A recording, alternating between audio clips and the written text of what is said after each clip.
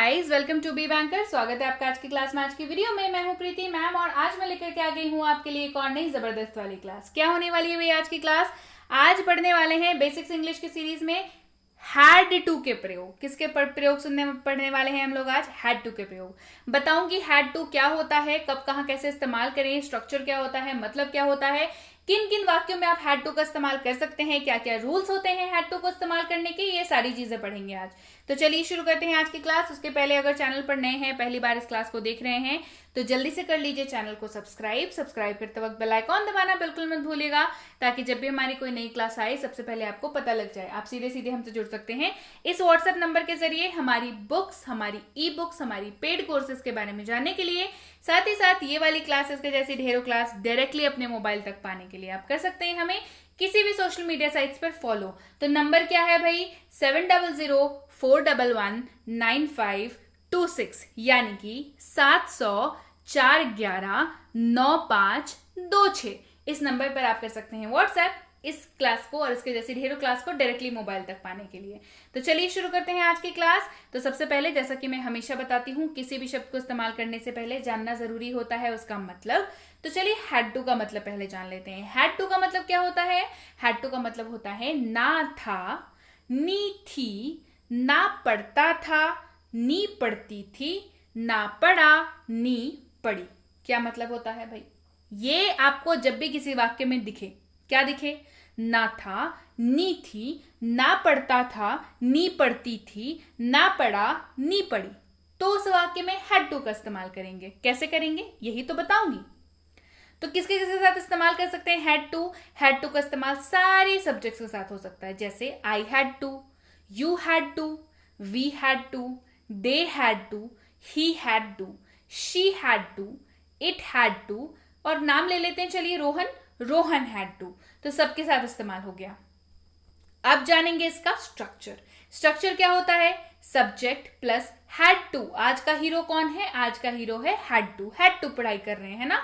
Subject plus had to plus V1, यानी कि verb का पहला फॉर्म। याद रखिएगा, subject plus had to plus V1। Example के तौर पर, Sohan had to eat, Sohan को खाना पड़ा। दिख रहा है ना पड़ा का इस्तेमाल।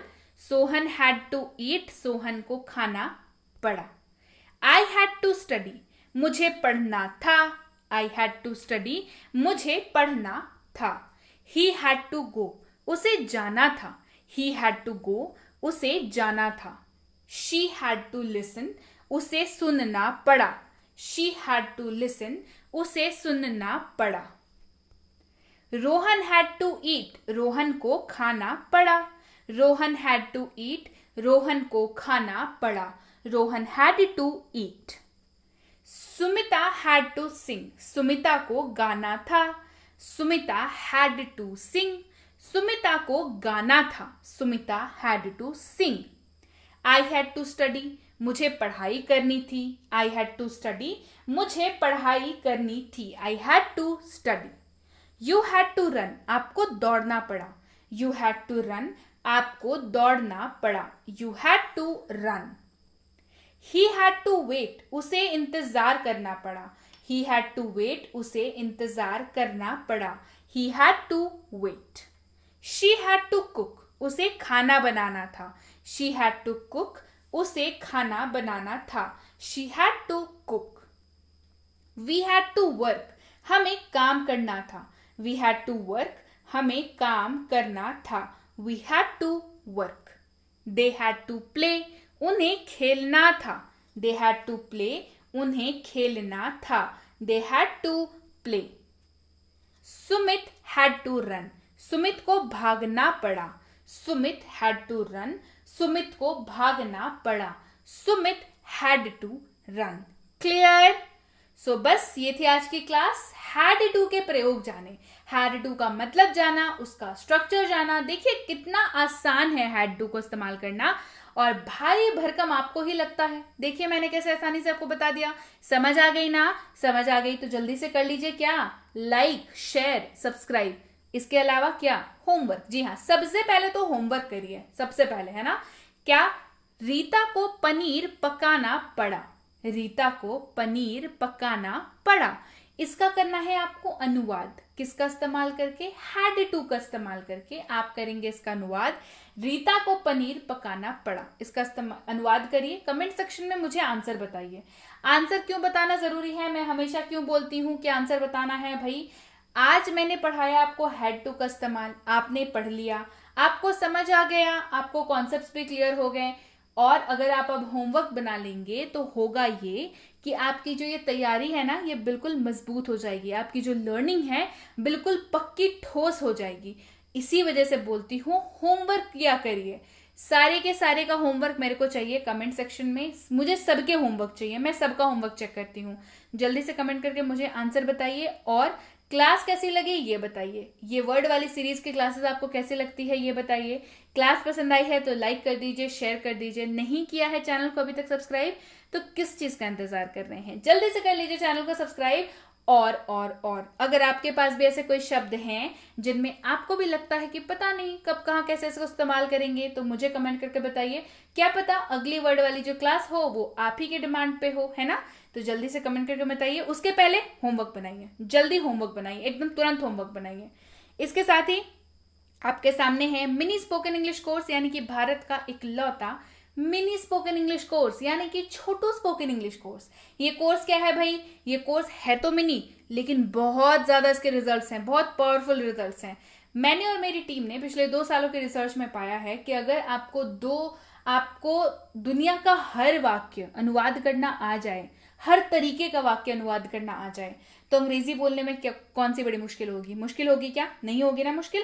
तो बस मिनी स्पोकन इंग्लिश कोर्स जो है आपकी इसी मुश्किल को दूर करता है। आपको दुनिया का हर वो वाक्य अनुवाद करना सिखा देता है जो भी वाक्य हम लोग अपने रोजमर्रा के लाइफ में बोलते हैं। जी हाँ, कोई भी वाक्य हो, दुनिया का हर वाक्य इसमें आपको बताया गया है। और इसके साथ आपको मिलती है ई बुक। ई बुक और क्लास दोनों को पैरेलली फॉलो करना जरूरी है, क्योंकि ई बुक में आपको मिल जाती हैं 160 से भी ज्यादा पेजेस, जिसमें आपको मिलते हैं वो सारे वाक्य, उनका स्ट्रक्चर, उनका मतलब, उनका रूल्स, उनका रेगुलेशंस, कैसे कब कहाँ कैसे इस्तेमाल करेंगे, ये सारी चीजें। और क्लासेस में मिलती हैं एक्सप्लेनेशन। तो दोनों चीजें बहुत जरूरी हैं। अगर आपको अभी तक नहीं मिली हैं तो आप कर सकते हैं व्हाट्सएप। क्या लिख करके भेजेंगे? मिनी स्पोकन इंग्लिश कोर्स और उसकी ई बुक चाहिए, ये लिख करके भेजेंगे और आपको ये दोनों ही चीजें हमारी टीम द्वारा भेज दी जाएंगी। क्लियर? इसके साथ ही आप सबके लिए है गुड न्यूज। बहुत जल्दी लॉन्च करने जा रही हूँ 3 किताबें बैक टू बैक। एक होने वाली है हेल्पिंग वर्ब्स के ऊपर, यानी कि हेल्पिंग वर्ब्स के जितने भी कॉन्सेप्ट्स मैं पढ़ाती हूँ वो सारे के सारे, साथ ही ढेर सारे एग्जाम्पल्स और भी बहुत कुछ। एक होने वाली है डेली लाइफ सेंटेंसेस के ऊपर, एक होने वाली है डेली लाइफ वर्ड्स के ऊपर। तीनों किताबें बहुत ज्यादा दिग्गज साबित होने वाली हैं, माइलस्टोन साबित होने वाली हैं आपके अंग्रेजी के सफर में। आपको अंग्रेजी बुलवा के रहेंगी तीनों किताबें। क्यों? क्योंकि शब्द चाहिए आपको वाक्य बनाने के लिए। वाक्य सीख लिया तो अब प्रैक्टिस करने के लिए डेली लाइफ सेंटेंसेस चाहिए, और वाक्य को अच्छे सुचारू तरीके से बनाने के लिए हेल्पिंग वर्ब्स चाहिए। तो तीनों किताबें हो गई ना जबरदस्त। तीनों किताबें आ रही हैं। आपकी फेवरेट कौन सी होने वाली है मुझे कमेंट करके जरूर बताइए। और अगर आप हमसे जुड़ना चाहते हैं हमारे premium WhatsApp spoken English course पे, तो उसकी इंक्वायरी आप इस नंबर पर कर सकते हैं। इंक्वायरी किस बात की करनी है? आपके दिमाग में जो भी सवाल हो इस कोर्स से रिलेटेड, जैसे कि क्या कोर्स है, कितने दिनों का है, क्लासेस कब आएंगी, मुझे डाउट होगा तो मैं कैसे पूछूंगा, और इसकी अगली बैच कब शुरू हो रही है, मैं कैसे एडमिशन ले सकता हूँ, ये सारी डिटेल्स जो है वो आपको व्हाट्सएप पर बता दी जाएंगी। व्हाट्सएप पर आपने करना है मैसेज, जो भी क्वेश्चंस आपके दिमाग में है वो सारे टाइप करके।